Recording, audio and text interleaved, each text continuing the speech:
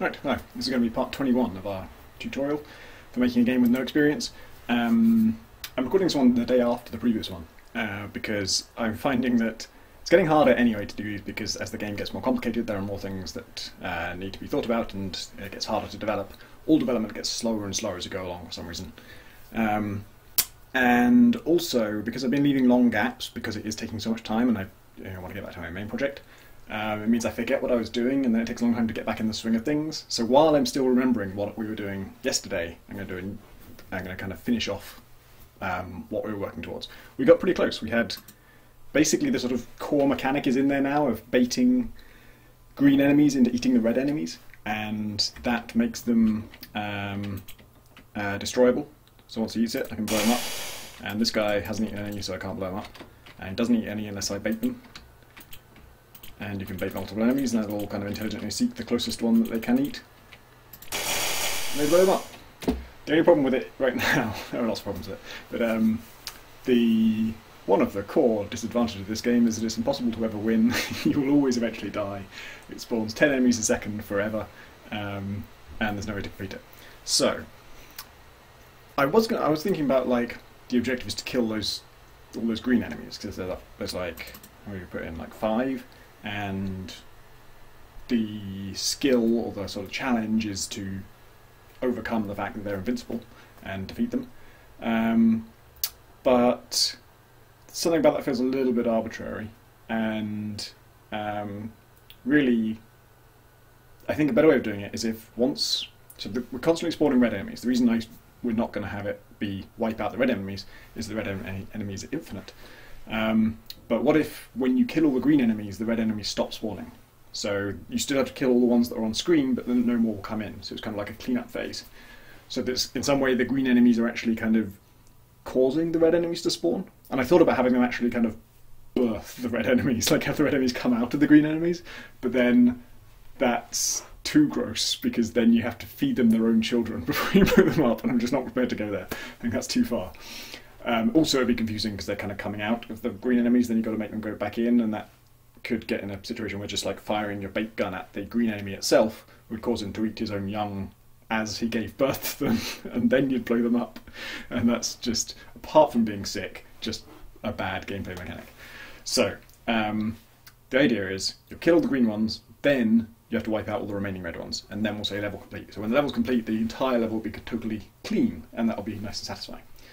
So, first thing we should do, I mean that is actually really easy to do, the main part of what I just said. It's our game object that spawns enemies, and if we go into its step event, we can see here, it, every, however many seconds it is, I think it's a tenth of a second, it looks to see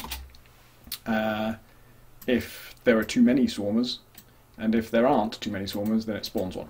And in fact, all this code is just to choose where to spawn it, so we might as well put that in the conditional. There's no point in figuring out where we're going to spawn it unless we are going to spawn one. So if we, let's write it out. If there aren't too many swarmers, it's very polite, choose where to spawn one, and spawn one there. But now we want to add something and say, we also only want to do this if there are green ones remaining. So if instance number boomer, how many boomers are there left? Only if there's greater than 0. If there's at least 1. So once the number of boomers is 0, this will fail and we won't spawn one. And this timer will reset and it will keep trying to do this, but it'll never do it again because we can't resurrect boomers. We could disable the timer at that point, but I feel like that's playing with fire a bit, because this is the game object is a persistent thing that goes on between levels. So then on the next level, it wouldn't be running its timer either. We'd have to reset it, so there's no point in doing that. So we made it so that when let's just test that. So once we've killed all the green ones, there are no more red ones will spawn. And the natural consequence of that is we can wipe out the red ones. So bait. A really sort of strange side effect of these mechanics is I've become sort of fond of the green ones, because they seem almost friendly by comparison, because they're not coming for you, they don't care about you, they don't never go towards you specifically. And whereas the red ones do. And you can distract them so easily with that bait. The way they look at it is really cute. So I think we can already tell no more spawning, right? It seems thinner numbers than you'd normally have by waiting around as long as I have. So now I can mow them all down with my quite satisfying rapid fire gun. Then we should find... Yep, definitely no more spawning. 2 more, 1 more, hooray! So, we can clear the level. That is actually the point at which we want it to complete, right? So, when it's complete, what do we want to happen? We could immediately take you to the next level. I think that's a little bit jarring though, because otherwise you might, if you just spray a load of bullets at a group of enemies, you might not even see which bullet hit the last enemy, you might not even know you're about to complete the level, and then you suddenly just jerk to the next level immediately and everything. That is so sudden and so instant that you might not even understand what happened. It might feel like you did something that caused the level to reset, like you failed. So, let's instead pop up a message on screen. So we're going to go into our menu thing. In the menu draw GUI event, this is where we kind of display buttons and things. And what I want is a message that says, like, level cleared or enemies cleared, and then gives you a button to go to the next level when you want to. So that's where we'll do the button, but we won't do it just yet. Yeah, we will. So it's got a titles mode. That's for when either the game has just started or where we press escape to look at the menu. Let's give it a victory mode as well. Else if mode equals victory. You'll notice this code for like deciding what menu mode we're in and doing this kind of stuff is exactly like the AI state machine that we did for the red enemies, because a lot of code just boils down to a series of modes, states. So if we're in victory mode, here's all our code for making a menu. Copy and paste the entire thing, which is maybe a bit reckless. And the title thing we draw, like that no XP thing, is vast. We don't want to put anything in the title font or anything like that. The subtitle where we say a game made for a tutorial, let's change that to... I think they're feeling more and more like virus things, right? I've always said they were kind of like germs or bacteria or viruses. And I've recently had a virus, so I'm very happy to make a game about murdering viruses. It's really a personal experience game. It's really coming from a deep personal place. Virus eliminated. So that's what the text will say, and then below that we'll have a button, but instead of saying new game, it's going to say next level. And if you click it, and delete inventory, I don't know if we want to do that. Mode equals game, we do want to do that. We want to take it out of victory mode. We don't want it, when you click the button to go to the next level, we don't want the victory screen to stay there. We want to go away and go back to game mode. And instead of room go to level 1, we'll just say room go to next. And we'll take out that quit button. And we've got to close that final brace to complete that if statement. This is going to appear at the top of the screen. Maybe we'll make it like 200 pixels down. It's a totally fudged thing. We should probably make it relative to the vertical center of the screen, but maybe I don't care. So that's what happened if we are in victory mode, but right now nothing will set us to victory mode. So here's the code that deals with changing modes, the step event for the menu object. And we want to say if there are no enemies at all. So if there are no swarmers and there are no boomers. But rather than check those individually, we can just say if instance number. Do you remember for like, in order to detect have we bumped into an enemy, we actually made an object called OEnemy, and it does nothing and you never create one, but it's the parent of both the boomer and the swarmer. So we can actually just check against that. If instance number OEnemy, if there's anything that counts as an enemy at all, is, let's say, less than 1, because that way if it's somehow reported -1 for some reason, we would still pass this check. Then mode equals victory. So as soon as there's no enemies, we'll change mode to victory. Yes. We're actually going to, like, what I'm thinking about now is, what if we're saying this is going to happen all the time? This is a step event, remember, so execute 60 times a second.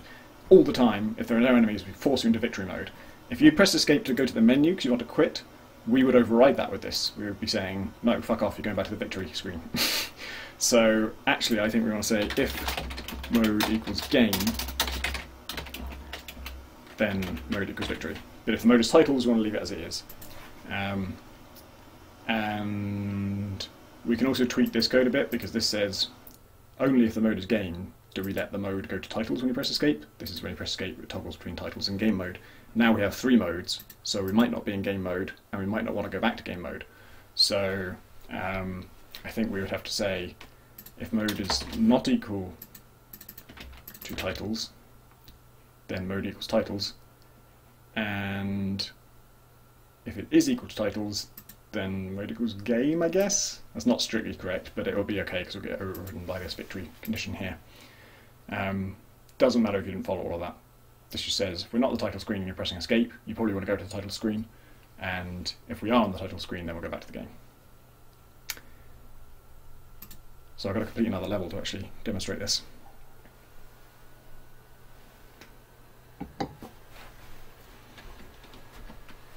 I should probably make this easier for testing purposes. So this is a little bit of a concern actually. The quickest way to complete a level is not to build up loads of really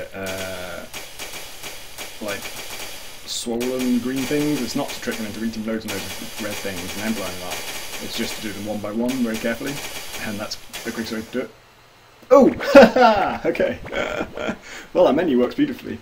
You know what happened there was I died, and when you die it eliminates all the red things, and I killed all the green things, and so that just completed the level. So that... okay, our next level is also broken. That's an interesting thing. This thing where the player kills all red things on death seemed like a good idea at the time, because you didn't want you to get in a stuck situation where you keep re-dying because they're swarming you. But now if you're in that phase where you're just left with the red things, it completes the whole level by dying.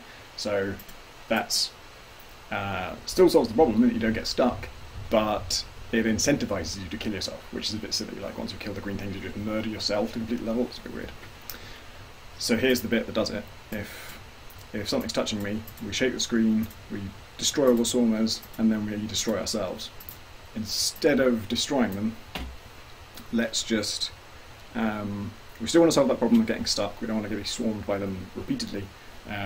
And the less dramatic way of doing that would just be to have them go away from us. Like if we just died, everybody back off a sec. And the gameplay reason for doing that is we want to give the player a break so that he gets time to reorient himself.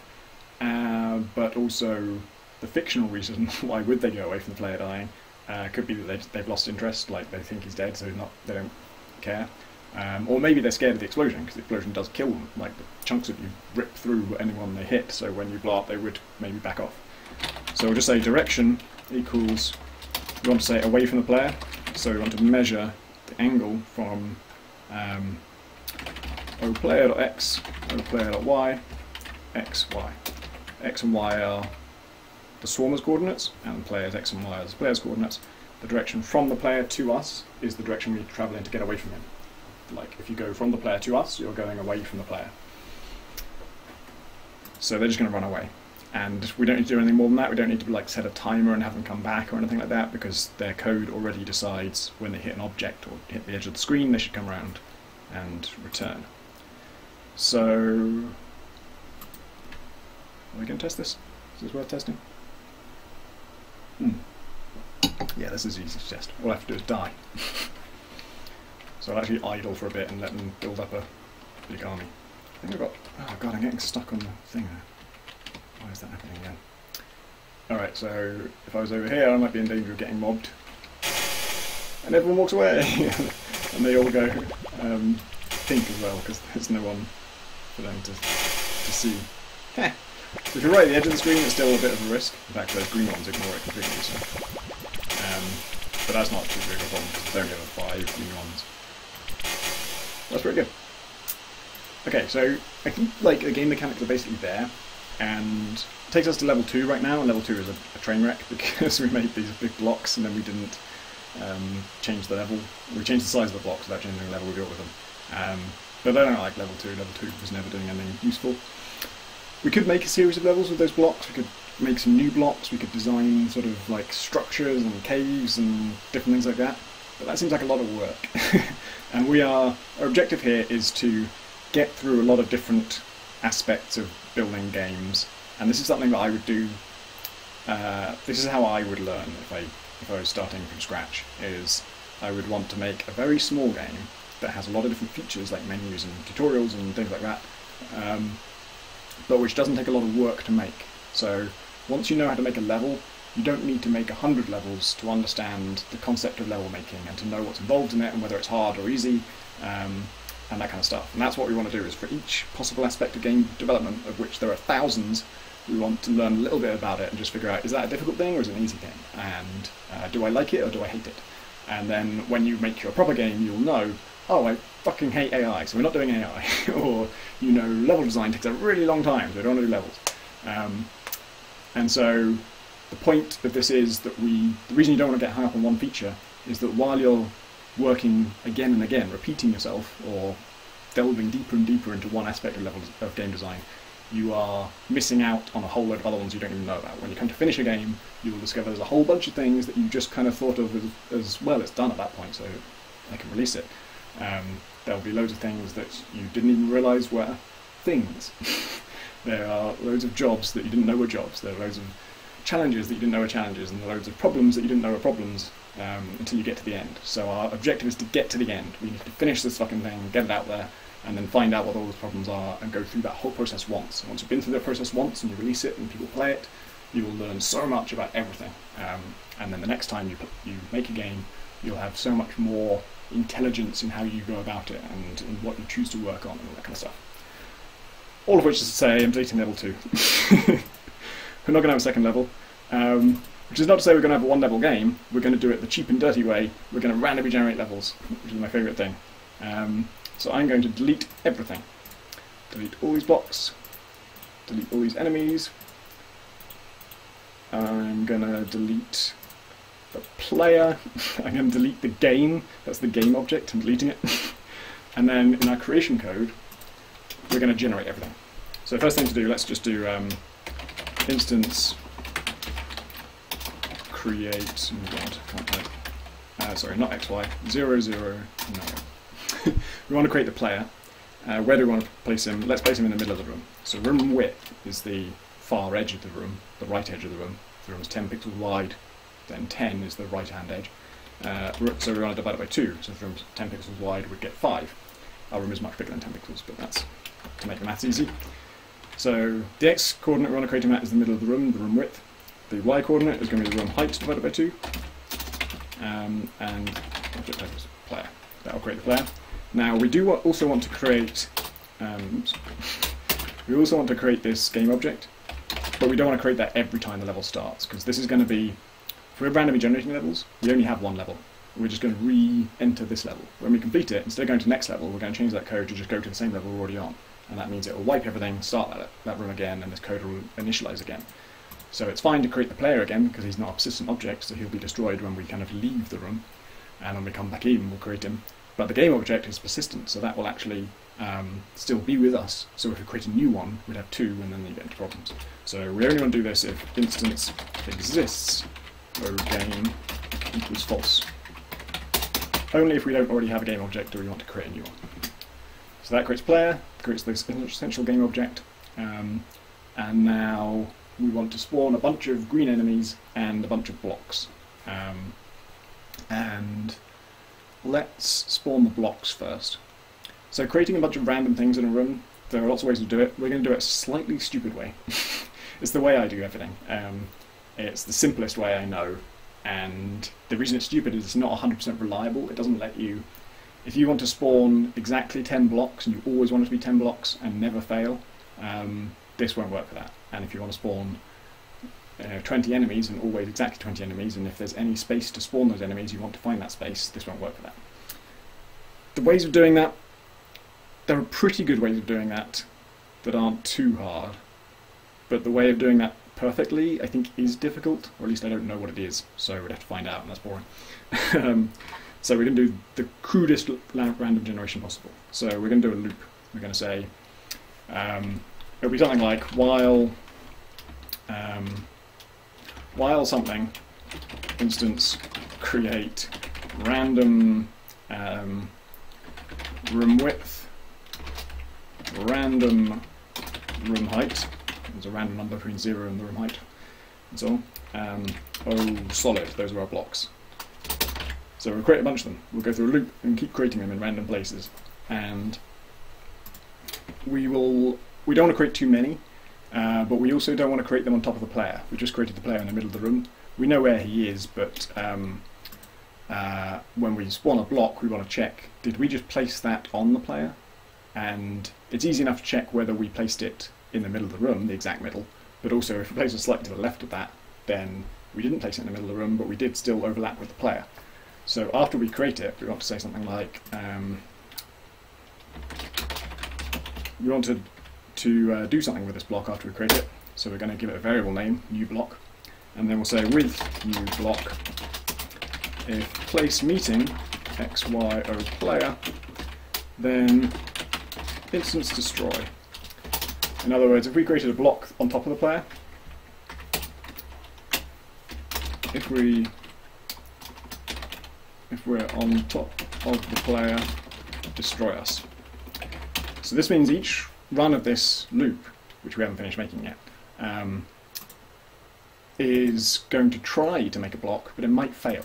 And that's why this method of random generation is a bit fuzzy. You won't guarantee you a certain number of things. It will try hard to make them, but that's fine for our purposes, because I don't have a number in mind for how many blocks a good level needs. In fact, I think it should probably vary. I think it's good that it will change randomly. And in fact, we're probably going to intentionally make it even more random than this system normally would. So that'll be our code, I think. We're going to create a block, then check, did it overlap with the player, and if so, remove it. So let's say, to figure out what this while condition should be, like how many times do you want to do this, number of blocks equals, do you remember I random range? Random range picks between two values, and if you put an I in front of it, it'll only pick integers, which are whole numbers. So we'll say, let's say like between 3 and 10 blocks. And then we can do while instance number O solid is less than the number of blocks we want. We'll keep doing this. And that will, if we do create 10 or 3 or whatever, this loop will stop and we'll move on. But I'm not going to leave it at that, because that is a little bit dangerous. What we're saying here is we only ever stop going through this loop if we have created as many blocks as we want. Let's say it's 10. And the problem with that is that if we ended up, by some quirk of fate, we ended up with a smaller room and very big blocks, like let's say later on we decided to randomize the size of the blocks, and the blocks could be really huge, and we actually create blocks the size of the entire room, then we could get into a situation where this loop is going to go forever, because everywhere it can place it, it keeps hitting the player. And the problem with that is like not that it won't generate a good level, it's that the entire game will hang, and it won't tell you why it hung, and infinite loops are bad. That's the short of it. Number of attempts. We're going to say we only want to attempt this loop a certain number of times, and we can be very generous with this. We can do it hundreds of times and it won't cause any noticeable slowdown, but we don't want it to do millions of times. We don't want it to do hundreds of millions of times. We don't want it to run for eternity. So we're just going to say the number of attempts is the number of blocks times 100. For every block we want to place, we'll try 100 times to place it. So if there's any space at all, we'll probably find it, but not certainly. It's not definite that we'll find it. And if we create a weird situation where it's impossible to place it, we'll try 100 times and we'll give up. Try 100 times for each one of them, up to 1,000 times. That's probably a bit generous. You probably only need to do it like 10 or something, but who cares? And then, let's say this attempt. That'll be our kind of counter. So each time through the loop, we'll say this attempt.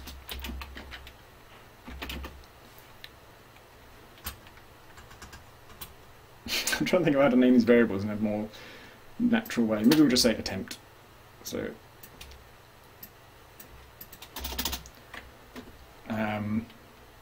and then, sorry, why did I delete the +1? That's crazy. So each time through we'll increase which attempt number this is, and then in our while condition we'll also check is the attempt we're on less than the number of attempts we want to do. So that should create a bunch of blocks. There won't be any enemies, so we'll probably immediately complete the level, but let's just test it because we've ripped out a lot of things.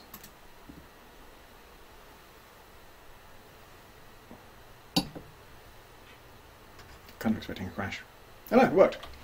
So I placed a bunch of blocks. We didn't place any virus, so we immediately completed the level. I wonder what happens if I click next level. Bet it crashes. Yeah, because our thing says go to the next room, and there is no next room. So let's fix that right now in our menu draw GUI event. Remember, that's where we made the button to go to the next level. And we still want it to say next level, because we want the player to believe they're going to the next level, but we're not actually going to take them to the next level. We're going to take them to level 1. And we already wrote the code for going to level 1 up there, so we can copy and paste it. So we're just going to go to the same room we're already in. And that is not doing nothing. Going to the same room we're already in doesn't mean we don't move. It means we destroy the whole room, we leave it completely, then we recreate a new instance of that room and go back to it. So that will work for regenerating things. So now, we're creating some blocks. Let's also create some enemies. Let's copy and paste the entire thing, and we're going to say number of boomers. 3 to 10 actually doesn't sound like a bad amount. And number of attempts, we can say the number of boomers times 100. And the word attempt we can keep the same. The number of attempts we can keep that the same. That's the thing we already declared up there. It doesn't matter that we're reusing it because we're specifying exactly what we want it to be set to before we ever check it. So it doesn't matter what its value was there, we're overwriting it here. And now everywhere we say oh solid, we should say oh boomer. This is something we could put into a script and pass that to as an argument to it, but this loop is going to be a bit different to the L1, and the ways in which it's different are a little bit tricky to kind of draw out into a script that we reused. So instead of new block, we'll call it new boomer, obviously, and hopefully there's no mention of the word block or solid around here now. I don't see any. So we do still want to check, did the boomer collide with the player, and if so, destroy it. But now I think we should also check, did we collide with a solid? If we place an enemy inside a wall, we don't want to do that, right? So there are more ways to fail with this, but we're still doing 100 attempts for every enemy, so I think we'll be fine. Maybe 10's a bit much, actually. Maybe we'll say like 7 is the maximum number of boomers we'll ever create. And could it be as simple as that? We're checking against the number of boomers. Number of boomers variable is set there. That seems pretty good. Let's see. If that works, then we've created an infinitely long game.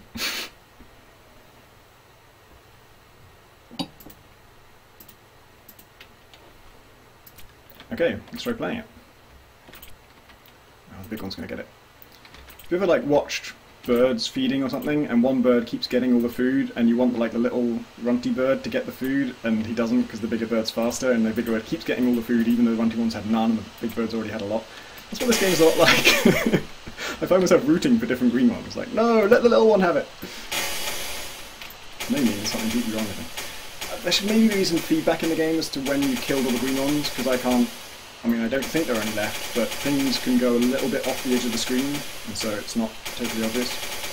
God, mowing down hordes of these things is really satisfying. They're red, so they're morally evil, and so it's okay to kill them.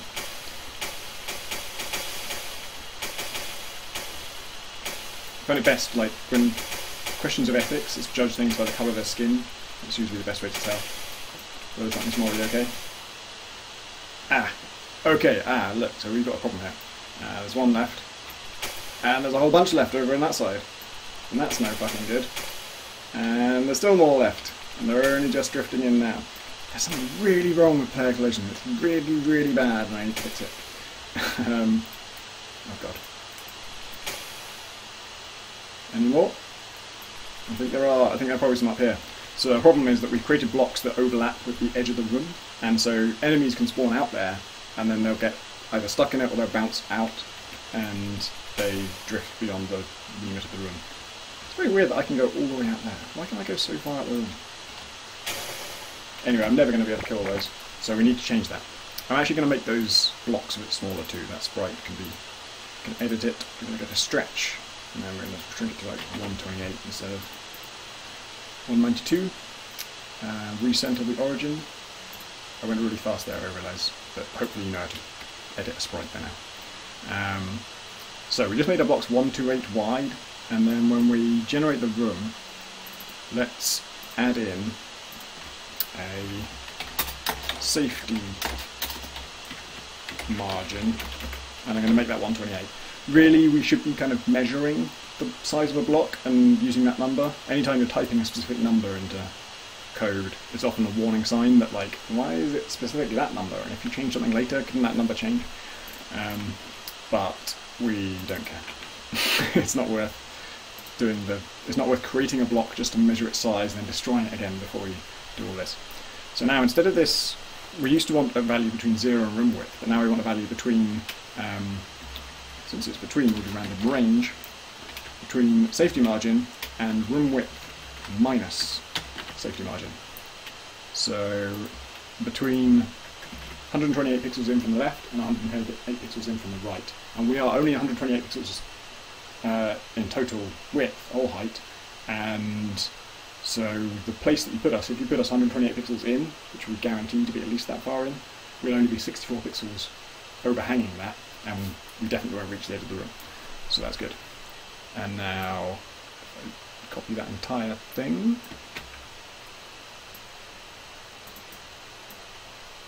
And replace it with room height. That should fix that. I've misspelled safety margin everywhere. Let's do a search and replace on that. If we haven't already done this, then that magnifying glass up there lets you search and replace. And safety margin should be replaced by safety margin, I think. Okay, that should work, right? I'm really curious about why player collision is so shit. Let's change, the sprite is lower body, let's change it to upper body. Our draw event.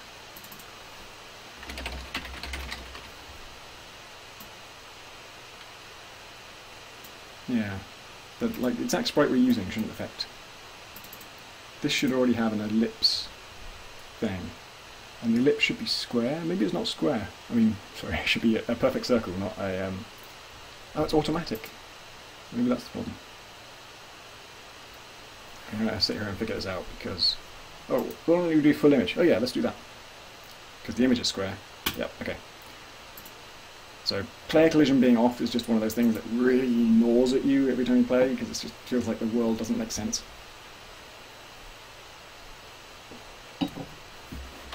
So hopefully I've fixed... Yeah, you can see none of those blocks are anywhere near the edge, and that should solve a lot of problems for us.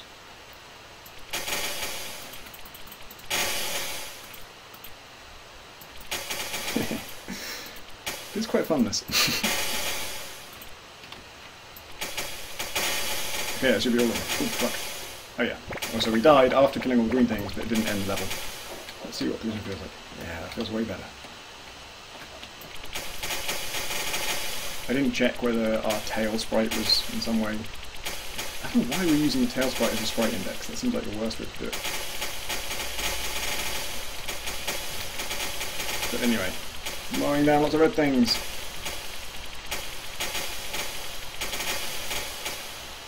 And when we finish, we're going to go to the next level, and hopefully we'll go to the same level, and it will just be different. Forest Limited, next level. Hooray! Random generation! Infinite game immediately. We have a slight bug, well, a slight weirdness where if you bait an enemy and then he goes off screen, he loses the bait. Like the enemy comes back, but the bait dies because when the bait goes off screen, it's treated like a bullet, so we delete it when it goes off screen. And that's a bit overzealous at the moment. Is that it? Oh no, there's more. So it does have sort of mechanics, or at least, like me blocking myself in this little hole is really good because I can brace myself against the kick and I don't have to worry about backing into anything. But I need to jump out as soon as the green guy gets near enough for me to go out and bait him. And actually this gun is really satisfying because on really tightly clumped enemies it can kill more than one at once because it collides with all of them.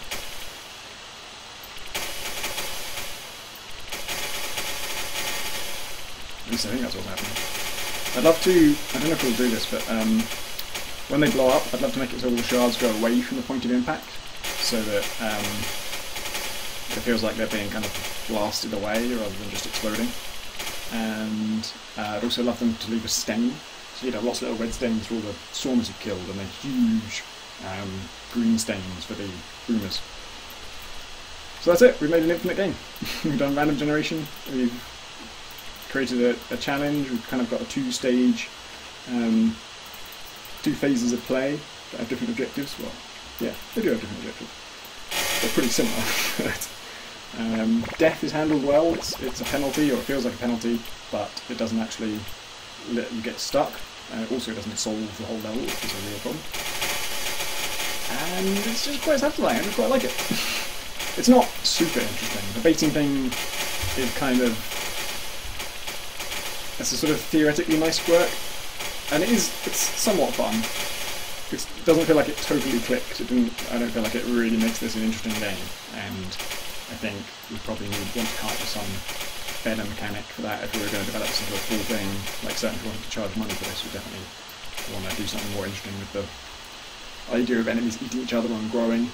But the whole point of this is a prototype, and I feel like it's functionally pretty complete. I was going to expand it.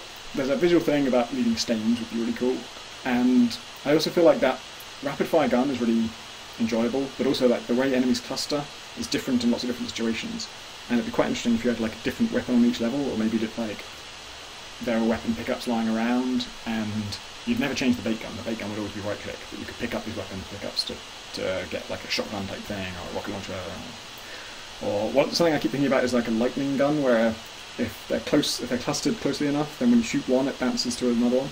And we're playing a game called Arcane Power on iOS at the moment, where it's a grid-based roguelike, and there's a lightning spell that you can only fire it at people right next to you, but when it hits them, it'll pass to any other diagonally adjacent enemy. So if there's one standing right next to them, it won't pass to them. But if there's ones in any kind of diagonal pattern, it will pass to all of them, even if it's like dozens. So if they happen to all align in a kind of like checkerboard pattern, then just one lightning spell will hit everyone in the room and kill most of them and damage the rest. It's fucking amazing. So stuff like that, that would be a really fruitful direction to go in for this. I don't think we will. Like I said, I'm just going to get this done and go through the whole process. So I don't know what the next episode will be about exactly, but something to do with finishing it off and getting it ready.